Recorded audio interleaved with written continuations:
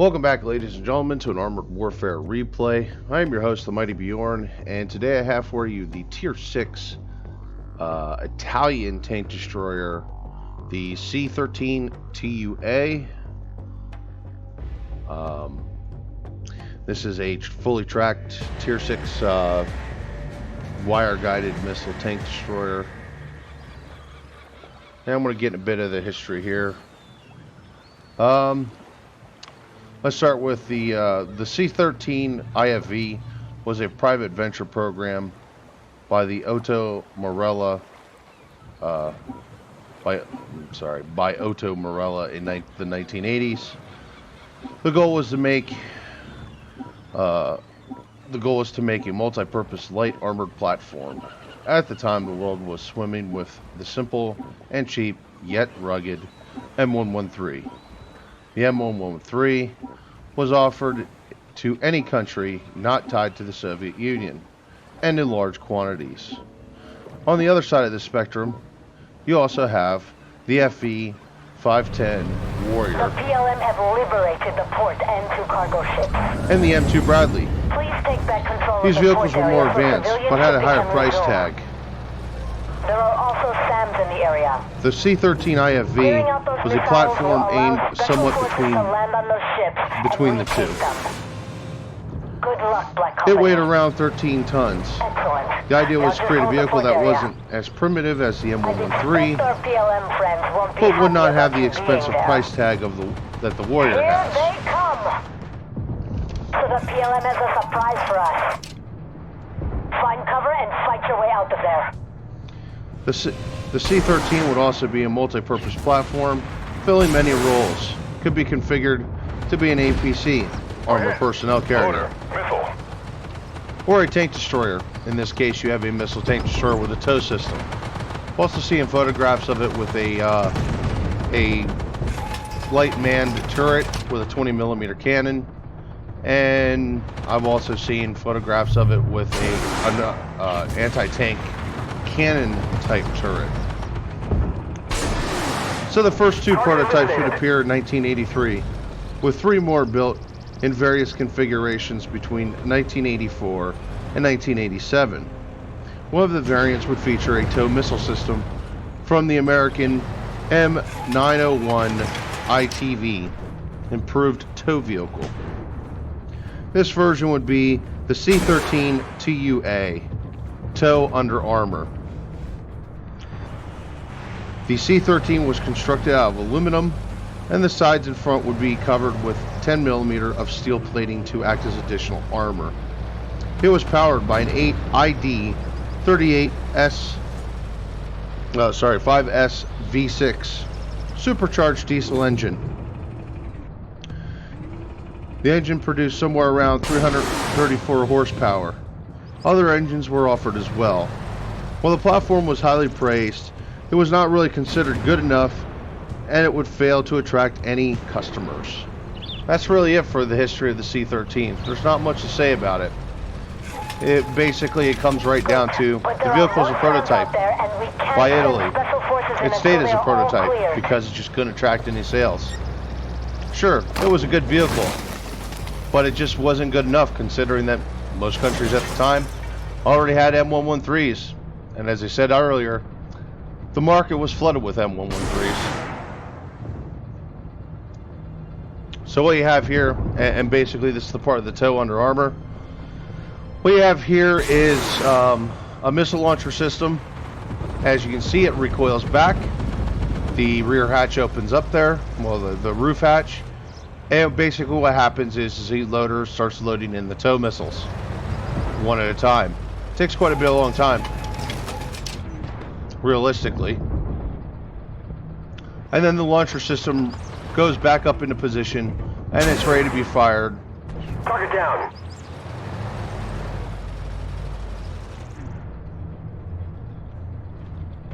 And I also do want to point out too that this vehicle also has top-down missiles as an upgrade. If you're familiar with the NM142, you'll be very familiar with the top-down missiles, as it's one of the few vehicles that does have top-down missiles. The other one being the the premium Tier 8 Striker that's got the tow missile system. They're immobilized. Except for that, the missile system on the NM doesn't recoil back when reloading. I have to admit though, the recoiling of the launcher system, it's cool, but it can be a bit of a nuisance because sometimes you just really want to fire your damn missiles, and sometimes I forget that my missile launcher system actually probably isn't in position, and I fire prematurely. Yeah, I've sacrificed a couple missiles, and I'm pretty sure I do this game too. The other thing with this versus the NM is the NM has a smoke grenade launcher system on the launcher system itself. Here it's mounted on the hull. A feature I'm not quite used to because there's only like one other vehicle where the smoke grenade launchers are actually mounted on the hull instead of the turret. So instead of launching your smoke in the direction that your turret is facing, you're actually launching your smoke in the direction that your hull is facing.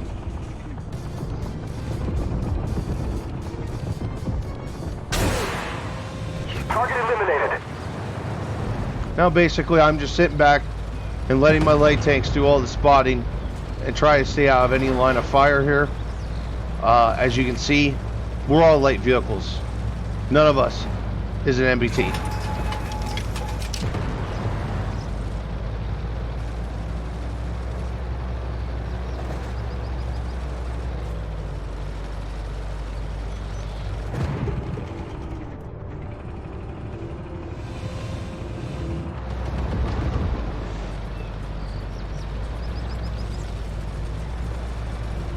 Identify. Trying to close in on the Stingray here, not being shot. Of course, I almost took one there from the RDF LT that I didn't know was there.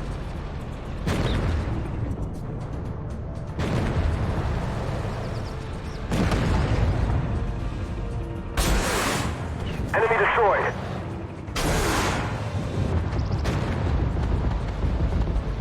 Kind of fired that second one from the hip, although the first one was kind of fired from the hip too.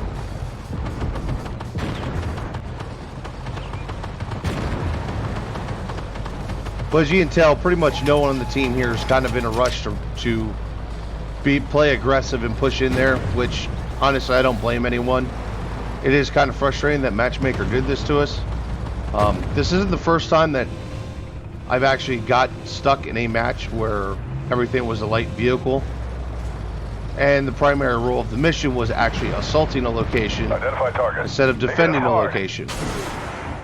Now in the case of if we're defending a location, it's not so bad because basically our view range and vehicles like the Sheridan, myself, and the FE MK5 or the Vickers light tank, as most of you may know it as, we can punch those vehicles hard enough. Target eliminated.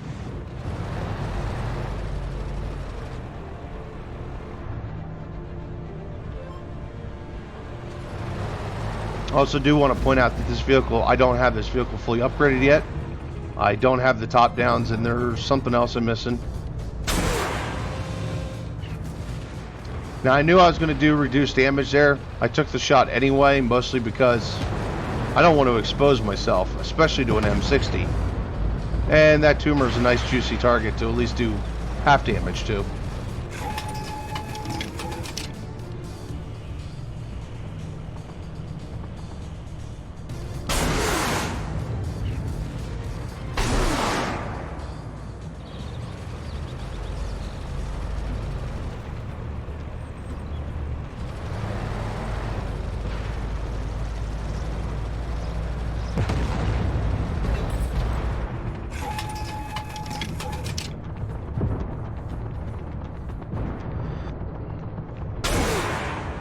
Target eliminated.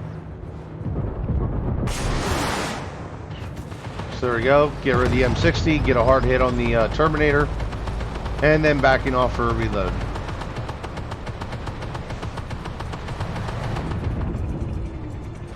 And then a swing fire appears. And he barely missed me. Threat Kill the destroyed. swing fire.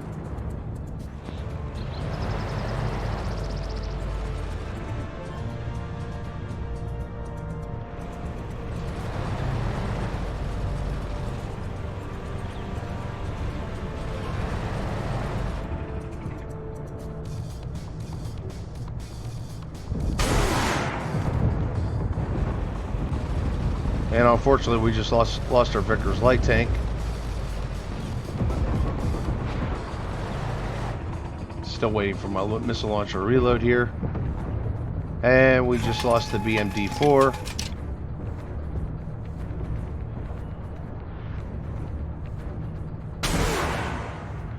No vent. And I had to hit that ERA.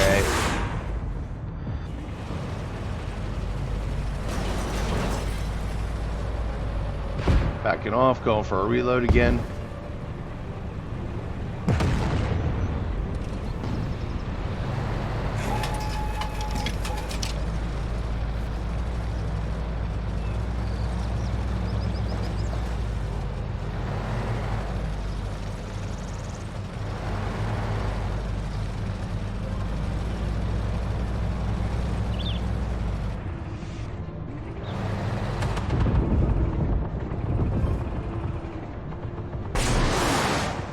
Enemy destroyed.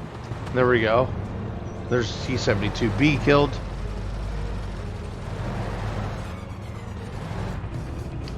Just trying to be really careful, just sneaking up here really slow.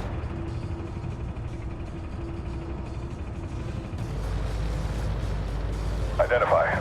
Hostile tank. Oh, and this is a bad position here. Smoke grenade out. And there's the moment that I totally forget Identify that the target. smoke launchers is Hostile not tank. on the turret part of the vehicle.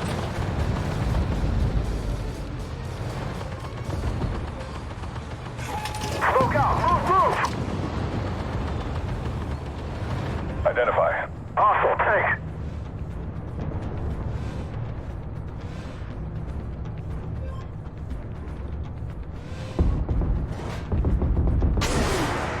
Identify. Hostile tank.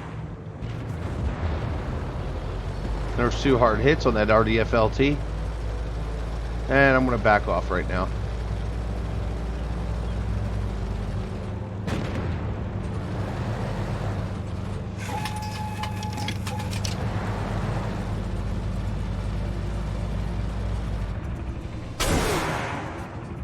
And there's a moment I forget that the turret is facing one way.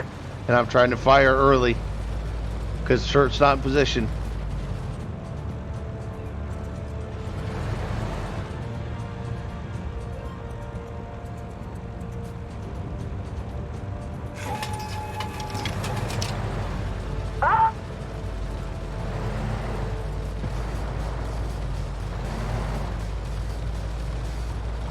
Alright, gonna try to move up a little bit. Hostile tank.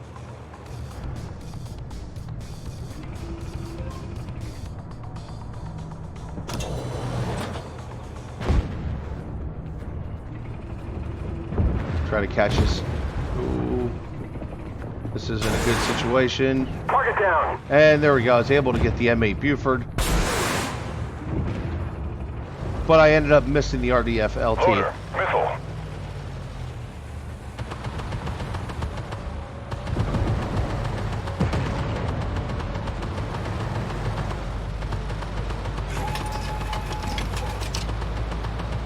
Identify target. Hostile tank. Threat destroyed. Got rid of him. Target destroyed. Got rid of the PTZ.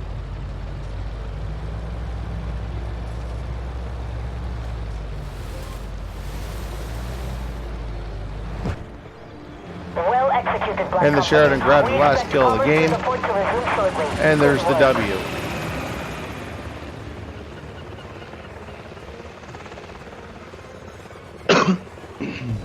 So, said done. It would come down to I'd do 17,103 damage. Spotted 3 enemy vehicles and destroyed 8. Wait, did I just say 8? Don't mind me, I haven't had my morning coffee yet. I destroyed 13. Now, I destroyed the most vehicles out of the whole team. However, the Sheridan would actually get the most damage with its powerful 152 millimeter gun, and obviously he'd get the most spotting. So he did pretty well there. The ZBL also got up quite a bit of spotting, and even the Vickers Mark V did really amazing in the realm of spotting. So as you can see, this actually did work out for us. We did it low, we did it slow. It wasn't anything super fancy. There was no quick heavy MBT assault or anything like that. It was just a low, slow game, played smart, and it actually worked out pretty well for us. So anyway, folks, I hope you actually enjoyed the replay and learned a little bit about the C13 TUA prototype. And yeah, hopefully you enjoyed the video, and I'll see you on the next one.